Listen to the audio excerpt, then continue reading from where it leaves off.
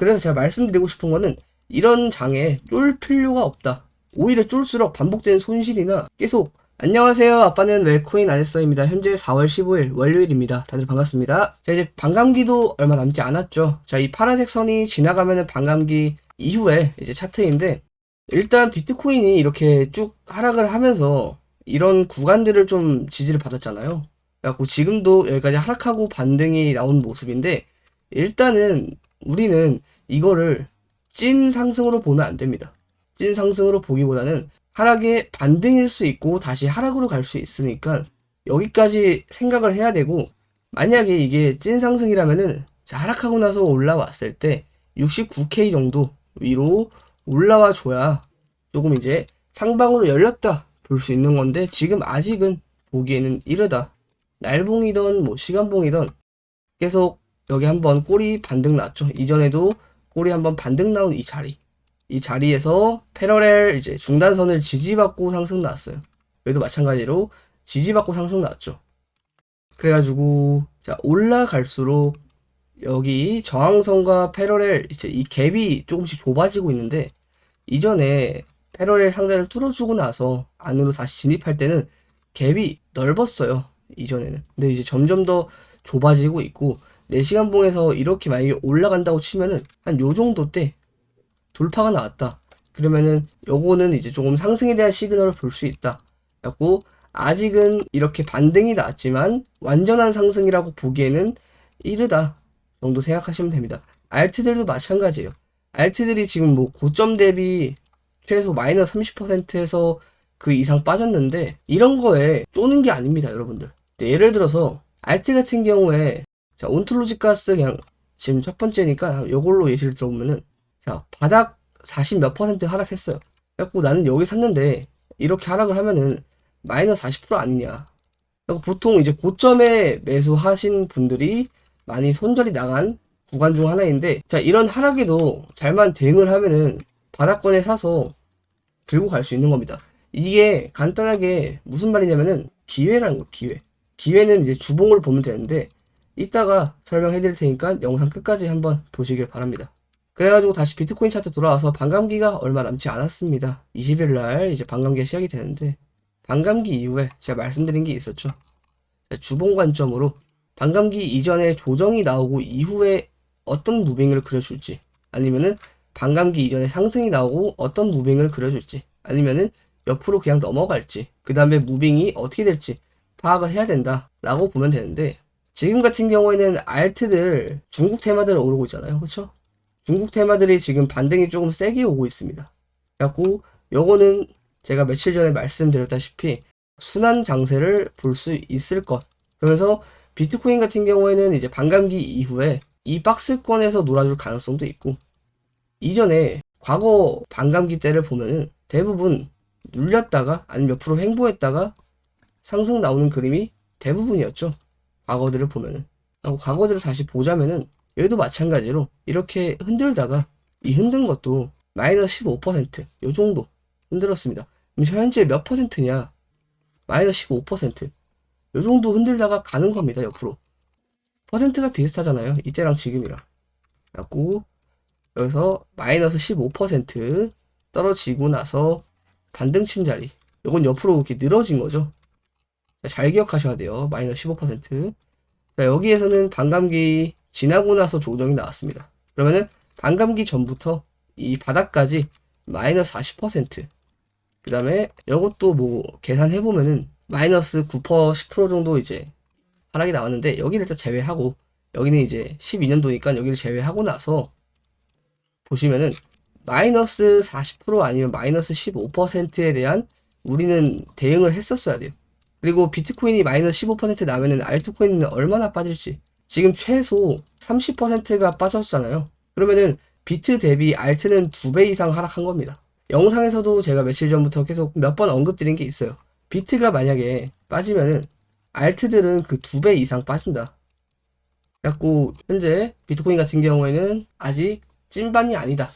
찐반이 되려면은 여기를 넘어줘야 돼요.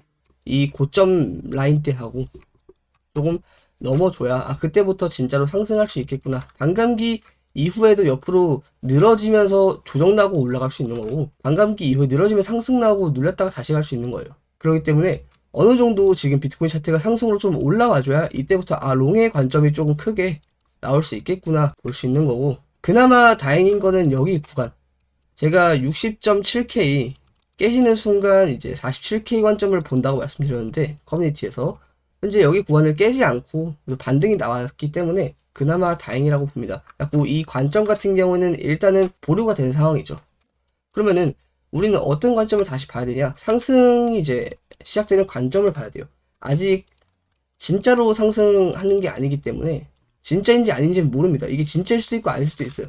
그래서 모르기 때문에 우리는 이제 앞으로 진짜로 가는 상승에 대한 관점을 찾아야 되는 거예요. 그래서 RSI를 켜보시면은, RSI는 이제 밑으로 내려가는데 차트 같은 경우는 가격이 계속 고점이 거의 고정되어 있었죠.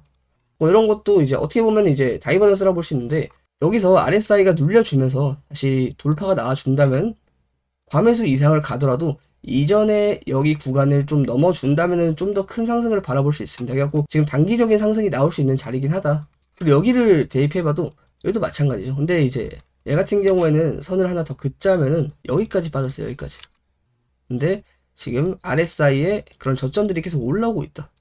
여기서 만약에 반등을 치고 상승이 나온다면은 RSI 저점이 올라가는 거기 때문에 조금 더 이전에 이런 상승 나온 것들 있잖아요. 이런 것보다 조금 더 큰 상승이 앞으로 이제 나올 수 있다 정도 시그널을 찾으시면 됩니다. 이 RSI는 추세 지표가 아닙니다. 추세 지표가 아니라 모멘텀 지표예요. 그래갖고 모멘텀이 상승으로 지금 기우는지 하락으로 기우는지 체크를 해야겠죠. RSI로. 그래갖고 뭐 일봉에서도 지금 이제 21선을 넘어오지 못했고 4시간봉에서도 21선을 넘어오지 못했지만 이제부터 비트코인 무빙이 어디로 가야 될지 잘 봐야 된다. 비트코인 브리핑 끝. 자, 업비트 넘어왔습니다. 제가 아까 끝까지 보라고 말씀드렸죠. 그래갖고 주봉 같은 경우에 제가 왜 주봉을 보라 하냐면은, 자, 이전에 대하락장 이후에 박스권 라인 만들어주고 돌파 나온 애들이 많습니다. 그쵸? 돌파 나오고 나서 이제 눌린 값을 보는 건데, 지금이 기회라는 거예요. 여러분들. 이제 마지막 매집의 기회예요. 마지막 매집의 기회. 박스권 돌파 이후에 눌려주고 다시 반등치는 그림을 현재 이 알트코인들이 만들어주고 있기 때문에 지금이 기회라는 겁니다. 지금이. 지금 아니면 언제 사겠어요? 여기다 한번 눌려줬잖아요. 이 박스권 돌파에 대한 눌림 이후에 상승이 나왔어요. 내용. 그래서 몇 프로 눌렸어요? 많이 눌렸어요. 이전에 하락 나온 것도, 자, 자세히 보시면은 33% 나왔습니다. 그러면은 다시 주봉 돌아와서 여기도 마찬가지로 보면은 30% 정도 나왔어요. 비슷하게 조정값이 나오고 있잖아요. 그쵸? 여기 35% 나오고. 그러면은 이렇게 비슷한 조정값으로 흔들면서 계속 올라가고 있는 겁니다. 이 올라가는데 마이너스 30% 이런 조정으로 인해서 여러분들은 계속 매도가 나가는 거고, 반대로 생각하는 사람들은 매수가 들어가는 거예요. 그래서 제가 말씀드리고 싶은 거는 이런 장에 쫄 필요가 없다. 오히려 쫄수록 반복되는 손실이나 계속 매도가 나가는 겁니다. 아, 이 자리 아닌가? 이 자리 아닌가? 매도가 나가기 때문에 쫄 필요가 전혀 없다. 그래서 지금은 내가 원하는 코인들 사가지고 우직하게 들고 가는 장입니다. 이런 거에 쪼실 필요 없어요. 얘도 눌려주고 있잖아요. 박스권 라인 돌파하고 나서 처음으로 눌리는 자리입니다. 그러면은 보통 눌리고 나서 다시 상승이 갈 가능성이 높을 텐데, 여우 같은 경우는 어떻게 우리가 확인을 하냐? 먼저 나온 차트가 있잖아요. 박스권 돌파 이후에 눌려주고, 여기 또 상승 나고 또 눌려주고, 이것만 있어요? 솔라나 있죠. 박스권 돌파 이후에 눌려주고, 또 상승 나고 눌려주고, 상승 나고 눌려주고, 또 뭐가 있을까요? 상승 크게 나온 것들.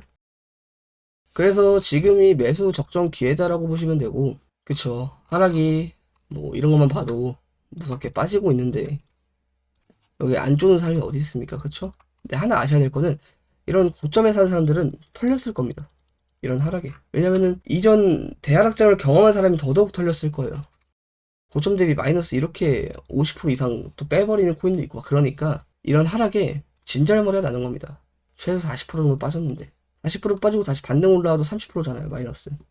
그래서 이런 기회를 잡기 위해서 여러분들이 한 코인에다가 몰빵 투자하시면 안 되고, 분할로 내가 대응할 수 있는 영역의 그 돈들이 있잖아요. 내가 100%를 완전히 통제할 수 있다면, 시드를 완벽하게 할 수 있다면 100% 몰빵이 상관없는데, 인간은 이거 불가능합니다. 그렇기 때문에 분할로 나눠서 대응을 하는 겁니다. 내 실력과. 그래갖고 마지막 기회다라고 생각하시고 항상 투자를 투기로 접근하지 마시고 올바른 투자로 잘 내 실력을 깨달으신 다음에 투자로 접근하시길 바라고, 그 다음에 이제 중국 테마 상승하고 있잖아요. 제가 이 다음에 봤던 테마가 뭐였죠? K코인 또는 시가총액이 낮은 4천억 이하 코인들, 이게 첫 번째였고, 두 번째 NFT 보고 있습니다. 요 정도 체크를 한번 해보시고, NFT하고 뭐 AI 정도까지 보고 있으니까요, 한번 체크해 보시길 바랍니다. 다들 안전하게 매매하시고 항상 성투하시기를 바랍니다. 감사합니다. 성투.